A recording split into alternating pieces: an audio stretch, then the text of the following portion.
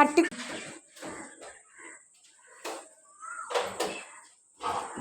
அப்பா வேலையெல்லாம் முடிச்சு வந்தாச்சு. என்ன மருமக வர சவுண்ட் கேக்குது? ஆயத்த நான் வந்துட்டேன்.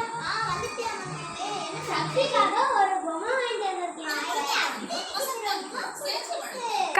என்னம்மா இவ்வளோ அழகா இருக்கு இந்த பொம்மை? என்ன எவ்வளவு? ஆமாத்த பாரிஸ்ல இருந்து 2000 வாங்கிட்டு வந்தேன். அவங்க இங்க ஹாட் இருக்கும் அதுல அமுக்குனா லைட் எரியும். ஸ்டார்ட்.